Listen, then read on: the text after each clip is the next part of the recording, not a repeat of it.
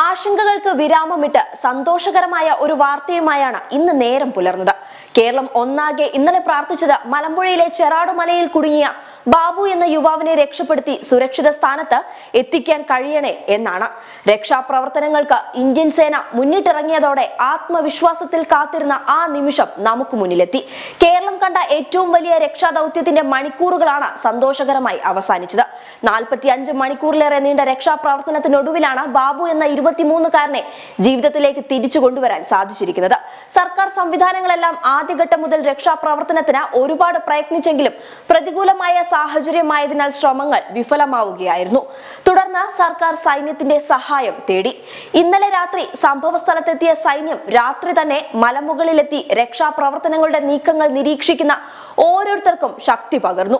സൈന്യത്തിന്റെയും രക്ഷാപ്രവർത്തനത്തിന് മുന്നിട്ടിറങ്ങിയ ഓരോരുത്തരുടെയും സമാനതകളില്ലാത്ത പ്രയത്നത്തിനോടൊപ്പം ബാബുവിന്റെ ആത്മവിശ്വാസം ഒട്ടും ചോരാത്ത മനസ്സും കൂടി ചേർന്നപ്പോൾ കേരളത്തിന് അഭിമാനിക്കാവുന്ന ഒരു ദിവസമാണ് പിറന്നത്. രക്ഷാപ്രവർത്തനം വിജയകരമായി പൂർത്തിയായപ്പോൾ വൈകാരിക നിമിഷങ്ങൾക്കാണ് കേരളം സാക്ഷ്യം വഹിച്ചത്. തന്റെ ജീവൻ രക്ഷിച്ച ഓരോരുത്തരെയും ചേർത്ത് പിടിച്ച് കവിളിൽ സ്നേഹ ചുംബനം നൽകിയാണ് ബാബു തന്റെ നന്ദി അറിയിച്ചിരിക്കുന്നത്. കാലിലേറ്റ മുറിവൊഴിച്ചാൽ മറ്റാരോഗ്യ പ്രശ്നങ്ങൾ നിലവിൽ ഇല്ല എന്ന സന്തോഷ വിവരം കൂടി ഇരട്ടി മധുരമാണ് ഈ രക്ഷാപ്രവർത്തനത്തിന് നൽകുന്നത്. ബാബുവിനെ ജീവിതത്തിലേക്ക് തിരിച്ചു കൊണ്ടുവരാൻ പ്രയത്നിച്ച ഓരോരുത്തർക്കും ഹൃദയത്തിൽ തട്ടിയുള്ള ഒരു ബിഗ് സല്യൂട്ട്. 3 സുഹൃത്തുക്കളോടൊപ്പം തിങ്കളാഴ്ചയാണ് ബാബു മല കയറി തുടങ്ങിയത്.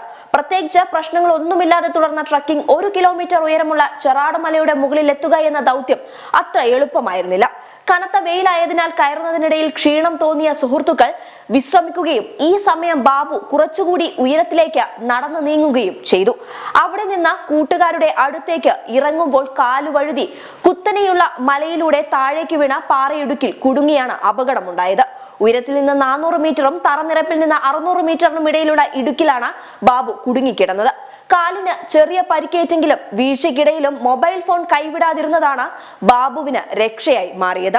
മൊബൈൽ ഫോണിൽ വീട്ടുകാർക്കും കൂട്ടുകാർക്കും താൻ കുടുങ്ങിയ കാര്യം വിളിച്ചറിയിക്കുകയും കൂട്ടുകാർക്കും പോലീസിനും കുടുങ്ങിക്കിടക്കുന്ന സ്ഥലത്തിന്റെ ഫോട്ടോ എടുത്ത് നൽകിയുമാണ് സഹായം അഭ്യർത്ഥിച്ചത്.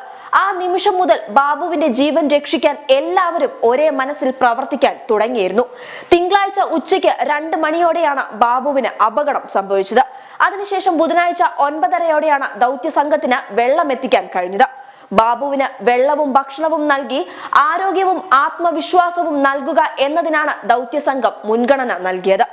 വെള്ളം ലഭിച്ചതോടെ തന്നെ ബാബു പകുതി ജീവിതത്തിലേക്ക് തിരിച്ചെത്തിയിരുന്നു. കഞ്ചിക്കോട് സിവിൽ ഡിഫൻസിലെ ജീവനക്കാരനായ കണ്ണനാണ് ഭക്ഷണവും വെള്ളവും എത്തിച്ചത്. പിന്നീട് ദേശീയ ദുരന്ത നിവാരണ സംഘത്തിലെ ജീവനക്കാരനും ബാബുവിനടുത്തെത്തി. തിങ്കളാഴ്ച മലയിടുക്കിൽ കുടുങ്ങിയ ബാബുവിനെ രക്ഷിക്കാൻ എയർഫോഴ്സും പോലീസും നാട്ടുകാരും ശ്രമിച്ചെങ്കിലും വിജയിച്ചിരുന്നില്ല. ഹെലികോപ്റ്റർ ഉപയോഗിച്ച് എയർ ലിഫ്റ്റിങ്ങിനും ഭക്ഷണവും വെള്ളവും നൽകാനും ശ്രമിച്ചെങ്കിലും പരാജയപ്പെട്ടു. അങ്ങനെയാണ് സർക്കാർ സൈന്യത്തിന്റെ സഹായം തേടിയത്. ബംഗളൂരുവിൽ നിന്നും ഊട്ടിയിൽ നിന്നുമായി 2 സംഘങ്ങളായാണ് സൈന്യവും രക്ഷാപ്രവർത്തനത്തിന് എത്തിയത്. മലയാളിയായ ലഫ്റ്റനന്റ് കേണൽ ഹേമന്ത് രാജാണ് രക്ഷാദൌത്യത്തിന് നേതൃത്വം നൽകിയത്. കരസേനയുടെ എഞ്ചിനീയറിംഗ് വിഭാഗവും NDRF-ഉമാണ് മലമുകളിലെത്തിയത്. പ്രദേശവാസികളായ പർവ്വതാരോഹകരും ഇവർക്കൊപ്പം ഉണ്ടായിരുന്നു. ഒരു ടീം താഴെ നിന്നും രക്ഷാപ്രവർത്തനം നടത്തി. വേഗത്തിൽ സാധ്യമായ സ്ഥലത്തു നിന്ന് ബാബുവിനെ രക്ഷിക്കുകയായിരുന്നു ലക്ഷ്യം. ജമ്മു കാശ്മീരിലും നോർത്ത് ഈസ്റ്റിലും മല കയറി പരിചയമുള്ള സംഘങ്ങളും എവറസ്റ്റ് കയറിയവരും കൂടെ ഉണ്ടായിരുന്നു. പ്രദേശവാസികളായ പരിചയസമ്പന്നരും കൂടെ ഉണ്ടായത് സൈനികർക്ക് വലിയ സഹായകരമായി മാറി. ഭക്ഷണവും വെള്ളവും നൽകിയ ശേഷം ആരോഗ്യം വീണ്ടെടുത്ത ബാബുവിനെ കണ്ണനും NDRF-ലെ മറ്റൊരു ജീവനക്കാരനും അരയിൽ ബെൽറ്റിട്ട് കയറുമാർഗം മുകളിലെത്തിക്കുകയായിരുന്നു. 2 പകലും 2 രാത്രിയും പൊരുതി നിന്ന് മലമുകളിലെത്തിയ ബാബു നടന്ന് തന്നെ കാത്തുനിന്നവരുടെ അടുത്തെത്തിയ നിമിഷം കേരളക്കാർക്ക് ഒരിക്കലും മറക്കാൻ കഴിയില്ല.